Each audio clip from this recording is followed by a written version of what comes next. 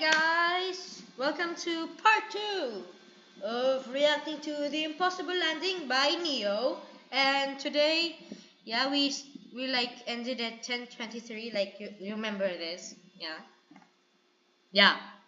And of course, the video I just uploaded a while ago. It actually is just a while ago, yeah. So if you haven't already watched the part 1, go watch it already. Together, the plane has become unflyable.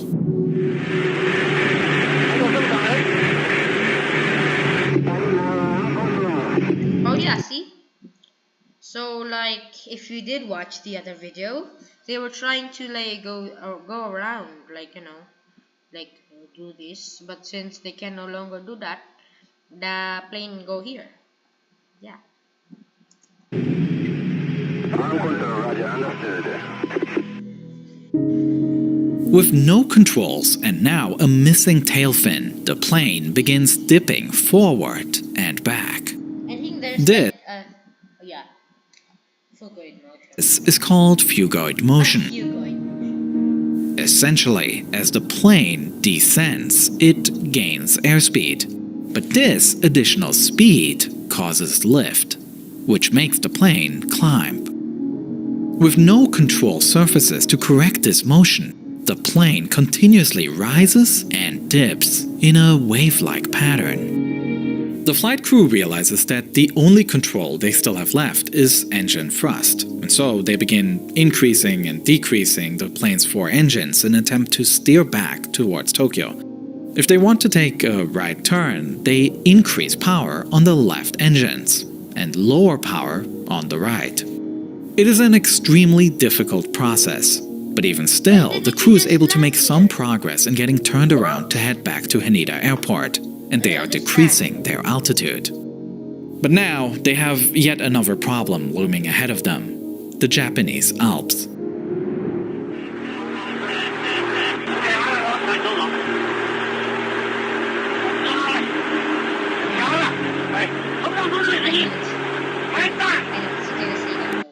Oh, really? I just started and you're already giving me ads.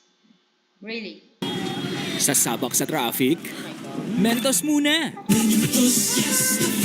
Shut up!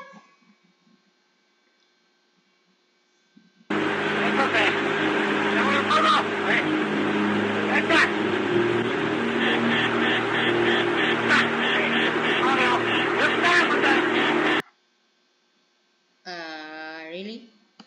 We're gonna like... Really?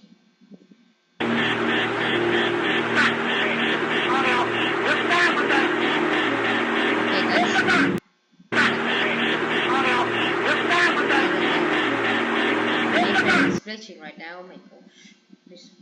What's wrong with you? What the hell is wrong with you?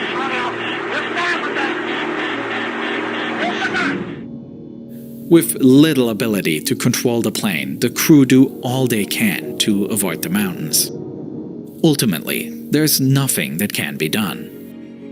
Bracing for impact, the plane crashes into a ridge just north of Mount Mikuni after nearly 30 minutes of flying an uncontrollable plane.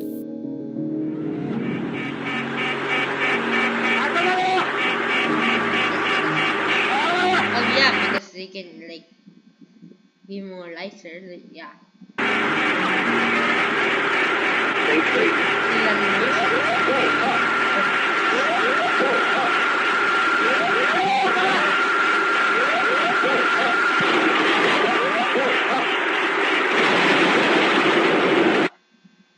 Oh my gosh. So like the plane is, the mountain is here. But I don't understand. The mountain is here. I spiral all the way there just a bit. Or is I done all the way here? If it's all the way here, then how could you go here? Huh? Okay, that's weird.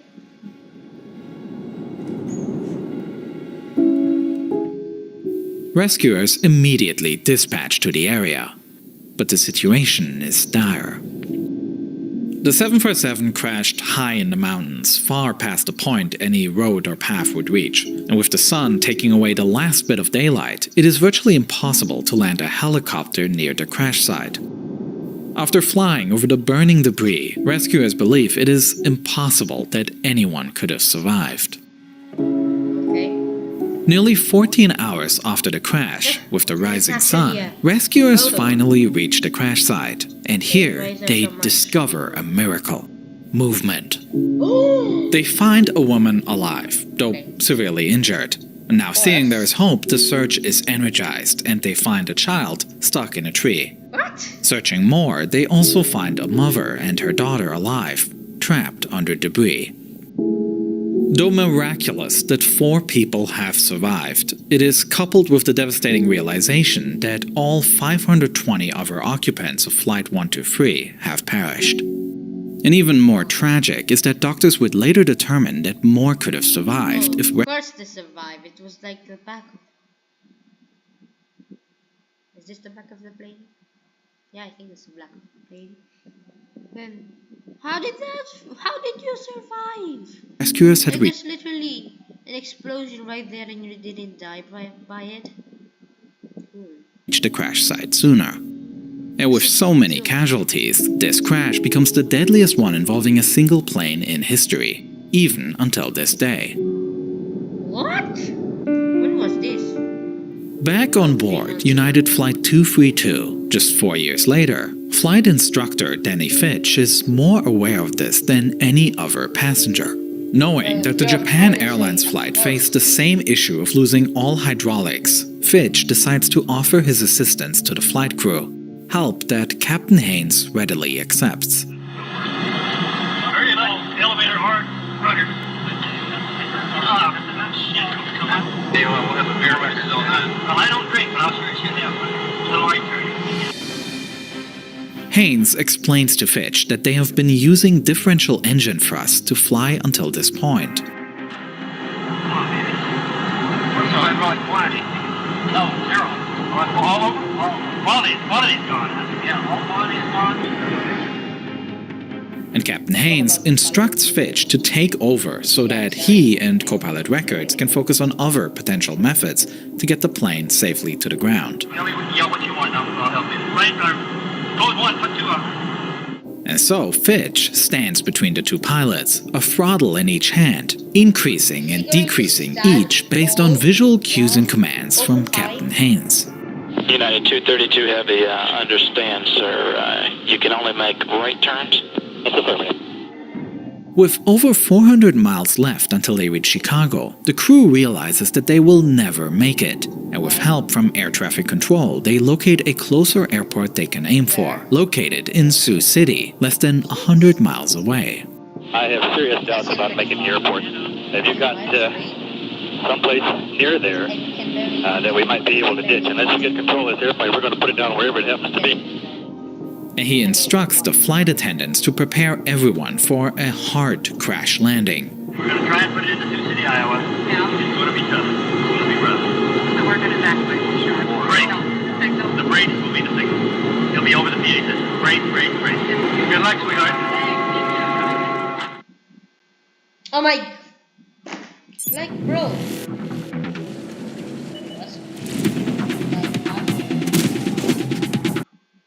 That's cool graphics though. I don't care. I don't actually care. Gosh. You're just wasting my time. Why are you wasting my time?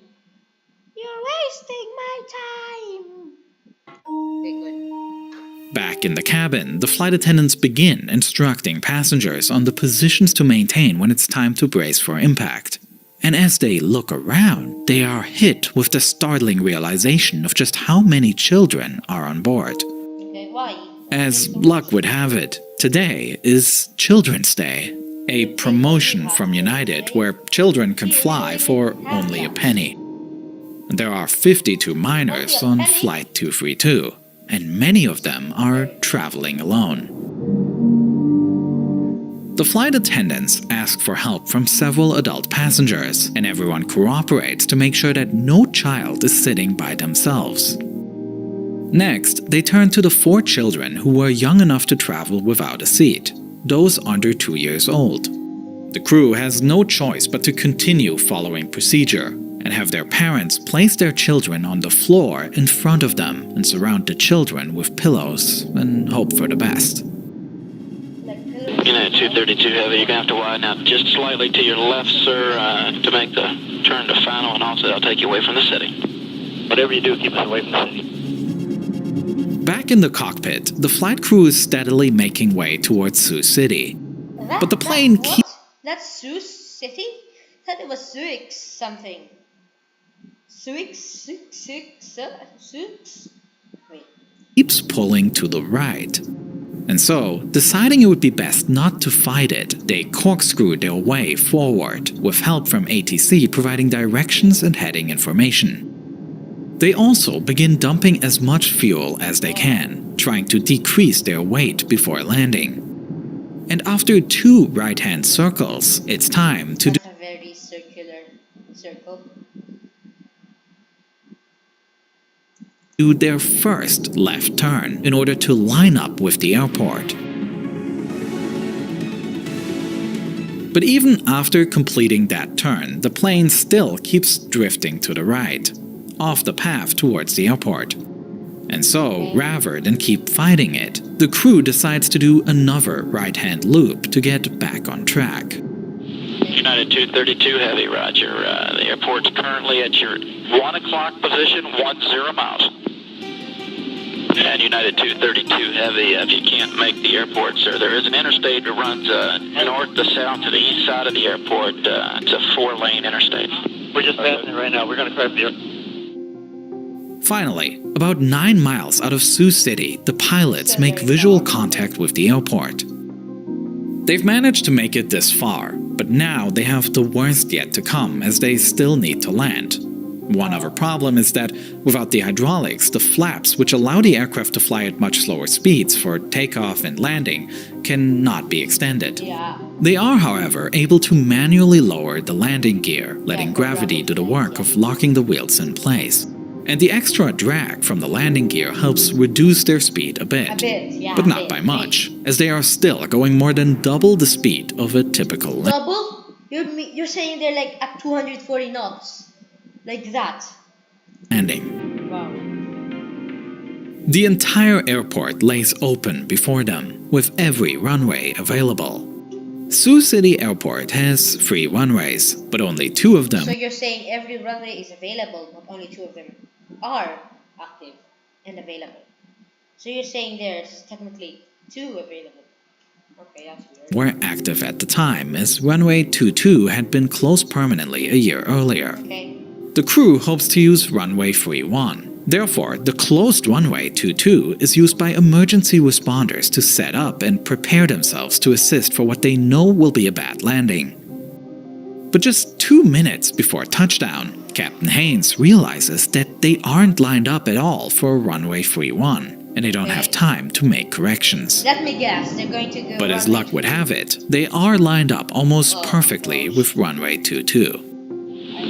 United 232 Heavy, the wind's currently 360 at 11, 360 at 11. You're cleared to land on any runway. You want to be particular and make it a runway, huh? 010 at 11, and there is a runway that's closed, sir, that could probably work too. The south, it runs northeast to southwest. Pretty well lined up on this one, or I think we will be. Immediately, responders rush to clear the closed runway and make way for the plane.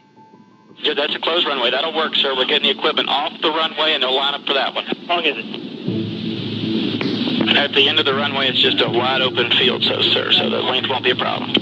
And with nothing left they can do, everyone straps in, and Captain Haynes calls out to the passengers to brace themselves. What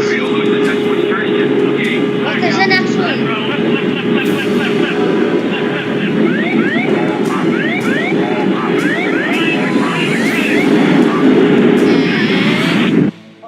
Oh my gosh! Plane of 19, he's coming down real fast down the south end. Okay, all right, he's on fire! He's on fire! Down!